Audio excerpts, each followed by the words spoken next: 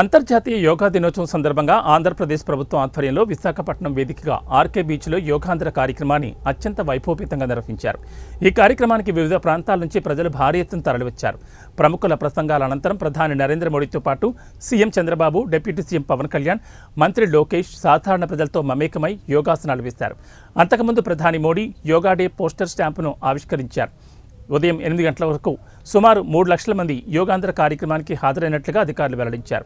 దీంతో సూరత్లో 1,47,952 మందితో చేసిన యోగా రికార్డును యోగాంధ్ర బద్దలు కొట్టి సరికొత్త రికార్డును క్రియేట్ చేసింది అన్నారు మోదీ. గడిచిన 10 సంవత్సరాలలో కోట్లాది మంది జీవితాల్లో ఈ యోగా వెలుగులు నింపింది అన్నారు. మారుమూల పల్లెల్లో సైతం యువకులు యోగాను అనుసరిస్తున్నారన్నారు ప్రధాని మోదీ.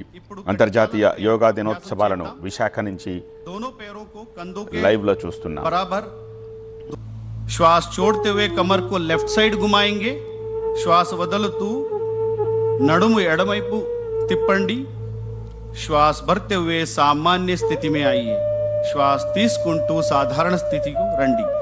एक और बार इसका अभ्यास करेंगे पूरा श्वास प्रश्वास के साथ. మరొకసారి అభ్యాసం చేద్దాం. धीरे से श्वास छोड़ते हुए सामान्य स्थिति पे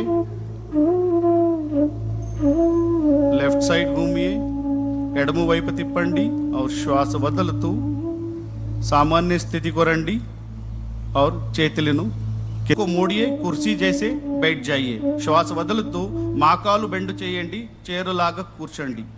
श्वास भरते हुए 2015లో ఢిల్లీలోని కర్తవ్య పథ్లో ప్రధాని మోదీ 35 నిమిషాల పాటు 21 యోగాసనాలు వేశారు. 84 దేశాలకు చెందిన ప్రతినిధులు అప్పట్లో ఈ యోగా మహోత్సవంలో పాల్గొన్నారు. మొత్తం మీద నాటి యోగా కార్యక్రమంలో దాదాపు తరువాతి సంవత్సరం 2017లో లక్నోలోని రామాబాయి అంబేద్కర్ మైదానంలో ప్రధాని మోదీ యోగా డే ఉత్సవాలలో పాల్గొన్నారు. 51,000 మంది ఔత్సాహికులు ప్రధాని మోదీతో కలిసి ఆసనాలు వేశారు. ఇక 2018లో ఉత్తరాఖండ్లోని డెహ్రాడూన్లో ప్రధాని మోదీ యోగా డే ఉత్సవాలలో ముందు నిలిచారు. డెహ్రాడూన్లోని ఫారెస్ట్ రీసెర్చ్ ఇన్స్టిట్యూట్లో 50,000 మంది వాలంటీర్లతోటి కలిసి యోగాసనాలు వేశారు.